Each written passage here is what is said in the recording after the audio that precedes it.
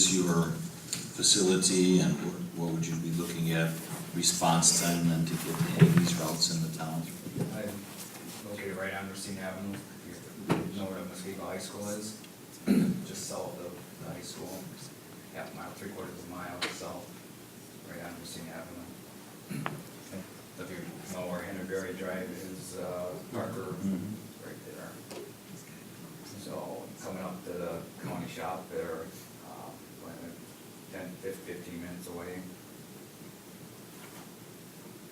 Can you tell us something about the drivers that you have and what their experience level is and that type of thing? Can you give us some information on that? Well, I got some full-time guys here, and some of them been plowing, some of the guys that have been plowing for me for probably 20, 25, 30 years. Some of them been plowing with me for a winter. I got some of these full-time guys during the summer, and I hire more part-time guys for the winter.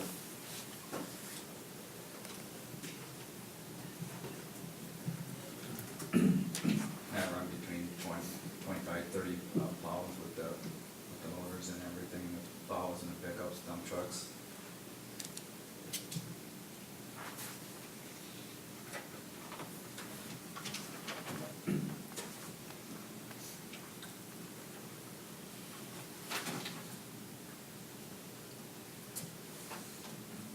Well, I don't know where to begin, but let's begin with, I guess, my first page here is the county storage facility.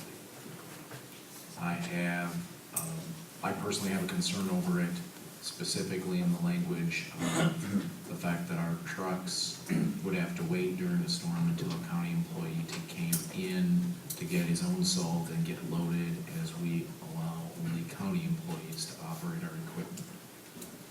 And the concern that raised with me is sometimes the county decides they're just gonna weather the storm out and go out at midnight or something, and that may not be what our residents expect. And if our salt is there, we would have no access to it. If they preload their trucks and their guys go out and our contractors show up there to get salt, well, if they're already out, we might be 5 hours or longer before somebody comes back. It was my read of it. And then what plan B do we have? So I don't know if this is, for me, I don't believe this is it doesn't give me resolve that we could go there, get our material. What if we just wanted to salt the town and they weren't gonna go out till later, like a pre-salt kind of thing? To me, it seems like that could create some problem where our contractors, either choice that we have here, have access to that ability to store salt. There is an obvious difference, and I think it's a distinguishable difference, that one has a scale and was able to provide us weight tickets.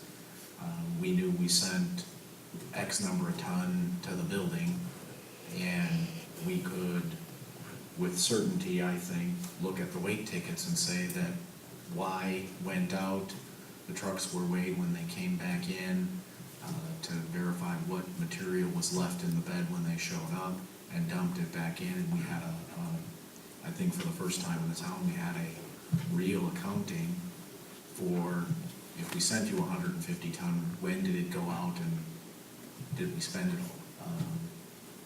I think that's a big issue, because we've all heard in these things, right? The loose end is in the salt distribution. How much goes out, and if you can't measure it, how do you know? And I'm not casting a spell on you, I'm just saying, that's the language that during my 3.5 years, that's kind of been the spooky factor of how do you know what material goes out. On the load, you figure on a single X load, you get 8, 9 ton, you load it, so you know how much you're putting on the truck, and you know how much you're. But sometimes it weighs more when it's wet. There's this is an ongoing, without a scale ticket, you don't, you know, we've talked about at great lengths how much, you know, we get North American to deliver 2 quad axles and they tell us there's X tons in those quad axles and, you know, then we gotta talk about, well, it was wet when it got there and now it's dry and it weighs less and all of that craziness ensues. That's one of my big concerns, and then the next one is really, I guess I'd leave this to you to try to satisfy my mind anyway. We have been, twice now, 2 years in a row, we've gone to new contractors. And I'm the sole member left on the board that caused that. Okay? So I speak from a unique position. Having a smooth operation, having it work right, getting the roads clear, is just paramount importance. Learning our roads. You know, we had Maple Creek come in and they blew up the first 45 days because they couldn't get drivers and they couldn't learn our roads. I mean, it was horrific. So I have apprehension with, we have a contractor who was here last year, his guys learned our roads, his manager worked with our DPW to create strategy and tag team efforts on routes. So there's in my opinion, there's 2 advantages that I see from the Wolf paving contract, and that is, 1, I get weight tickets. 2, I've already spent a year educating them on where the slippery spots are, which mailbox always gets clipped, and how do they avoid that, you know. And the advantage I have with yours at this point is that your dollar amount that you put down the bid, on the per hour bid, is significantly different than what Wolf Paving has on theirs. Right, well, I bid last year and they came up before you and you threw my bid out, and I was low bid last year. We didn't throw your bid out. I rejected it because I Well, wasn't here. We didn't select you, Yeah, but because I we- wasn't here, that was the answer I got Right. last year. that we didn't have the luxury of asking some of the questions that are being asked today. There were lots of questions that were talked about. When do you start charging? Do you start, and we grilled Wolf on this very same thing. Do you start when you hit our border, or do you start when your guys get in your truck and leave the shop? What about when they're loading material? I mean, these were questions that were asked last year that were brought up by other supervisors, and we had the luxury of getting the answer from Mr. Wolf, and we didn't from you, but we didn't take I don't want to portray that as we just threw your stuff out. We did not do that. It was evaluated, at least I'm speaking for myself, and I made what I felt was the best decision given the information I had. I'm kind of leaning out to you now saying, I have 2 very significant concerns. 1, they did a really good job in my opinion last year, and I get it, we didn't have a big snowfall. And 2, they had the ability to give me weight tickets, and given that the industry has this little, Your contract spreads whatever you're getting from the county shop, and you got the weight scale there, so. well, but That's the way you your have to, contract- you didn't hear me. I don't believe that the county storage facility is in the best interest of service to the town of Waukesha, because I just explained. If they preload their trucks, and we get caught without preloaded trucks, by the time the last guy leaves the shop, our trucks aren't loaded, they're gonna be gone for a route, 6-7 hours, whatever, and we won't have access to any salt, because we'll have some here, but we won't be able to load 6 trucks out of what we have here typically. We have 50, 60 ton here. You put in 7, 8 on a truck. If we're full here, we might be able to get 70% out on the road. If you've also got 210 at his facility. If we're storing it, then that's the decision, but, and then And all I'm saying is, if we're just, I don't think we should store it at the county. I think that's for me, it's just a non-starter, because I think there's too much risk in us not being able to get our material on a timely basis when we want.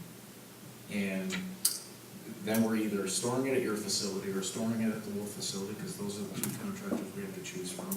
And the advantage, if we just look at the old Ben Franklin quotes, right, the pros and the cons. The pros of storing it at his shop is I get weight tickets and I know what went out and I know what came back.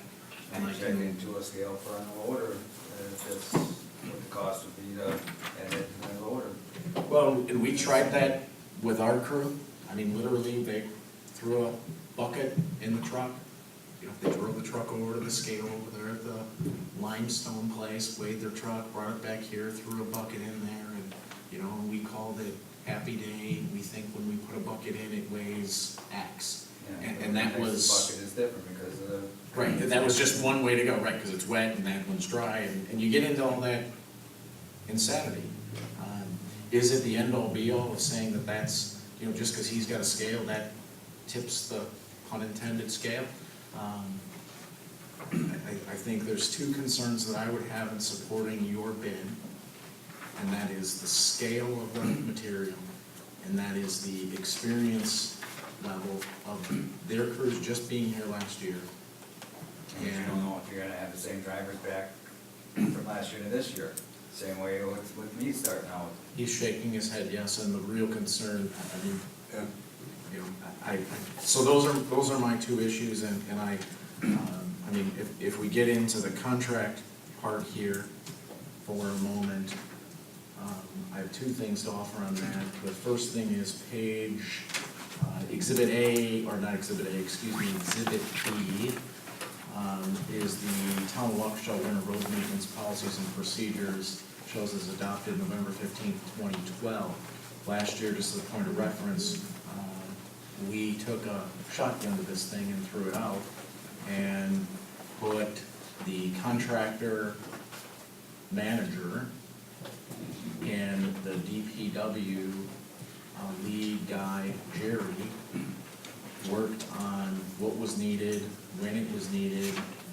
These protocols were determined after we put them in force, and I wrote the darn things, so after we put them in play, we determined that they were just impossible to effectively manage by these things. So we chucked them. I would not support putting them back in play because they proved already to be impractical in application, even though there was lots of stuff, research done on it. So I would not want to see those go back in place.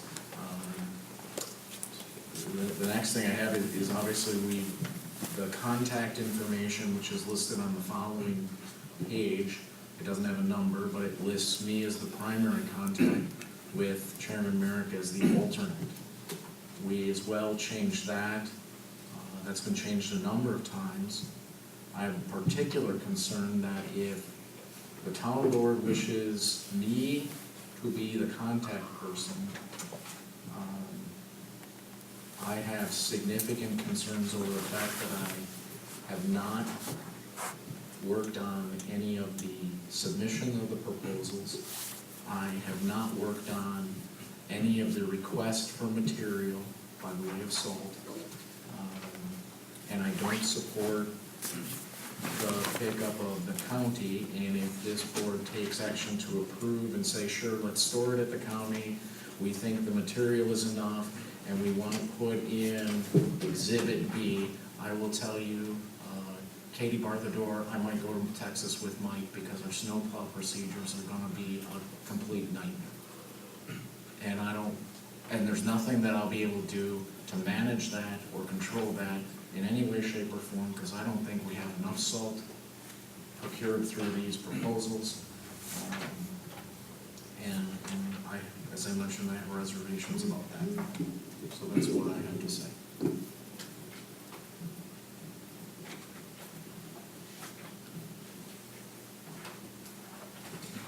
One thing, Joe, I'm not advocating that we store all salt in any one place. I would think it would be wise to have regardless of who the contractor is, several hundred tons at their facility and backup supply at the county as well as here. And the reason being is very simple.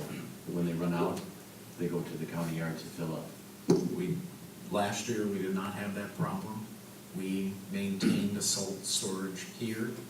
There were backup plans that if we got clobbered and we had a storm, that was a clobbering event, Wolf would have sent a quad axle here and replenished our supply here, and we had no storage fees there. We had, when they were loading a truck, we had a fee because they were loading a truck, and if we ordered up a quad axle, we'd have to pay normal transportation costs, if I recall, from your truck here.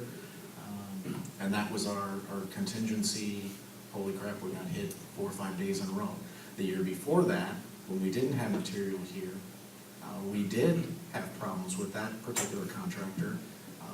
He ran out of material on a number of occasions, and we had no ability. He had a 250-ton kind of capacity, and you know, during the holidays, one specific time, we got hit with 4 or 5 snowfalls in a row, and the bin was empty, and we had to borrow salt from Everett German's company's supply, and then we had to deliver town material back to Everett's supply, because literally town ran out.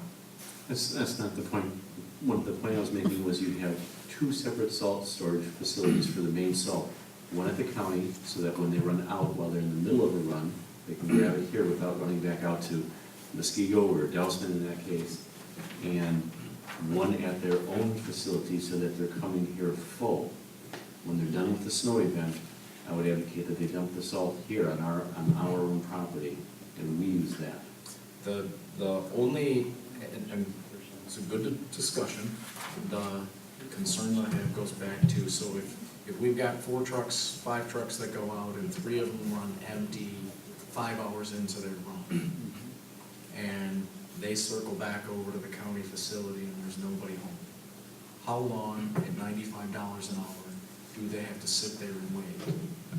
But speak up, it's an agenda If item. you guys don't mind, we've got some experience with taking from Lake County. Wales tried that, and, okay, sorry. Wales tried using the county facility one year, because before that, they were all buying the salt from the contractor, and then all of a sudden, variables started to change, where it was much cheaper for municipalities to buy salt directly. Like right now, you guys get $15 less a ton than we do via contract. So they moved to the county, and we tried picking up from there, and it didn't work at all. It just, they make it more than difficult. So what we started doing is, a lot of times they would buy on the county's contract, but what we would do is we would haul quad axles to our site when there wasn't snowstorms. And in between, a lot of times we may go through, the county isn't open very often, so a lot of times we would go through what they had stored and then some, and we would have to try to logistically work out getting that tonnage back. And we still do that for Wales right now. In fact, we just make sure, and we end up using a lot more of our inventory. With salt storage, it's very important. It has to be a state inspected and approved facility for storage. And anything over a certain size is required to have that. They're very strict on it. In fact, there's been people down in the Lake Geneva area who have been in a lot of trouble for not having properly approved and drained facilities. So that is a big deal, and 250 tons wouldn't get you there, especially if you have 25 other accounts. I don't mean to pick on you, but just in general, I'm concerned on how this works. He said you've got capacity of 500 ton, if I heard you correctly, and that he's reserving, saying, hey, I've got to have X for my other accounts, so I could store Y of your material if I heard you accurately, right? Split the bin in half with some dividing blocks. And my thought on that is that's still not enough. Can I ask how much you stored of ours at a time last year? You know, I don't know offhand. The majority of the time we were in a deficit. We were constantly using our own, because we kind of go over and only, we didn't want to have an over inventory. So we'd always just try to keep it as even as possible. Okay. We kept track weekly. But I don't remember how much, you probably have a better idea than I I would. think we used 1,760 ton last year, if I recall correctly. 50. So, Yeah, I know it's I haven't been- looked at it within the last Yeah. 8 months, but I do have, and I have a whole spreadsheet on the days it came and went, so you could, that you guys. well, you may have received 15, but we also got orders direct here, That's so right. that's why I really think the number was like 1,760 ton, but it could be. That makes sense then. While you're looking that up, I might interject, Larry, that Jamie and her staff have been nothing short of excellent on getting our salt ordered and delivered, so the operation went very smoothly. What, Jamie has your CDL license?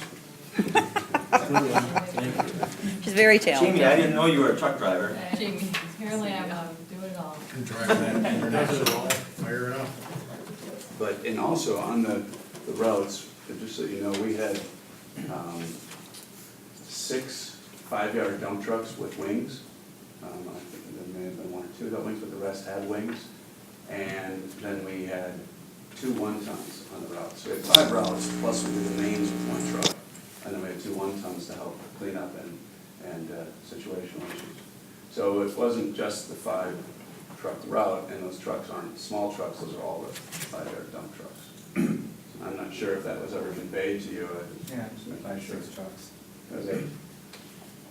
5, 6 dump trucks, and then you have 2 1-tons. Yeah.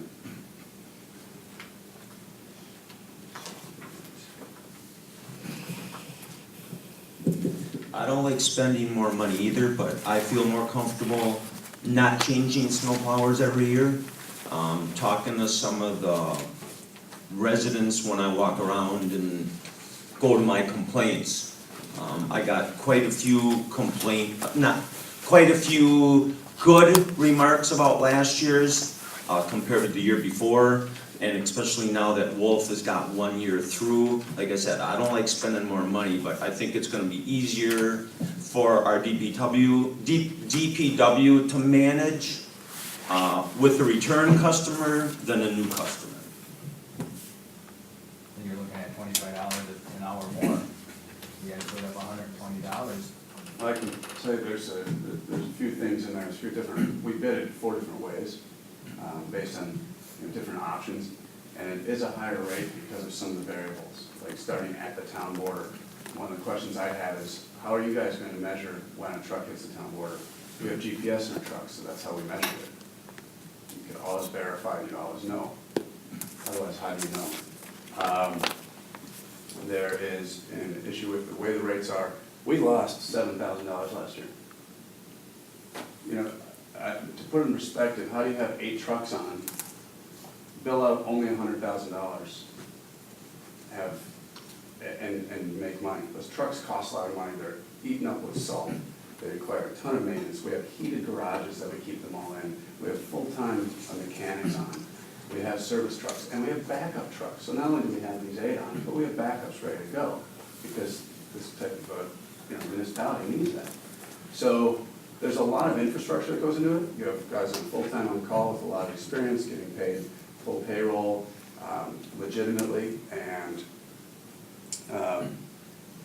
our labor was $44,000 last year of that $100,000 that we built. Tom McWanago now bills out, they're charged for $250,000 flat rate fee. It essentially uses less trucks on that route than you guys have. That's what they paid the last 2 years. When we were there, the last 2 years before that, they had a prioritized system. The way they did it was a little different. They didn't want us out on doing certain roads until they hit a certain inch accumulation, and they wanted the other roads done.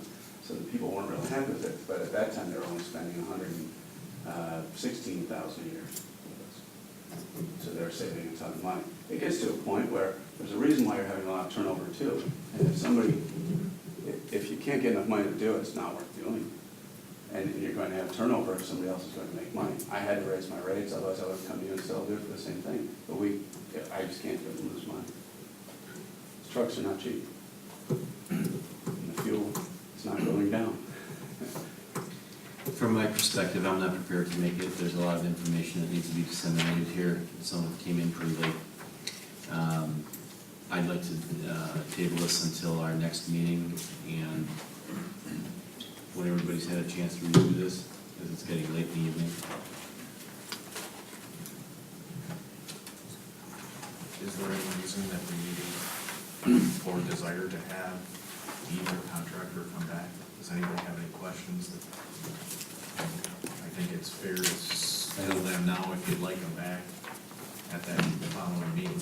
I don't have a problem giving people time to read and absorb. I think over the next 2 weeks, if any of us have any questions, we could contact both Mr. Schaefer and Mr. Wolf. What I was talking about, everyone wants to see it, this is the ins and outs of every load. So this explains your consistent balance. And this was every truck that we had coming in from Morton with you guys, and then every truck of ours going out.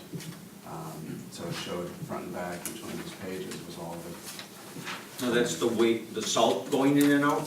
Yep, the exact weight tickets. So at the end, we brought in 1,555. This was kept track of and measured with you guys weekly, so you guys were always kept it. We had a total of 7-ton lap, 7.03 ton at the end of the season, and you guys came back and picked that up. But just Now, who monitors our salt there? You monitor it and let Jamie know that we need it? yes. And we always have, we have thousands of tons of storage capability. I mean, like I said, it's inspected regularly. They come in and check us, and it's a pretty big deal with the state. The runoff, the covered, it all has to be covered at all times. If there's ever any problems, they would shut it down there too. Question you asked, well, how much salt capacity can you store here? Not much, 40 or 50 tons. It's a couple a day supply. If we got For our guys. Yeah, we gotta go out more than a time or two. John, I would agree. Delivery. I would agree with you. We didn't receive Mr. Schaefer's till, this is dated 5:42 PM, September 12th. Well, that's the bulk, is that the bulk one? Yeah. Yeah, that's the bulk one. Yeah, That's the bulk. So, but I really would like to take care of this by the end of September, meaning our next meeting. Let's table this then to a date certain of the next meeting. And that's gotta go then, because we're in the end of September already, so. Is there a second? I'll second. All in favor? Aye. Opposed?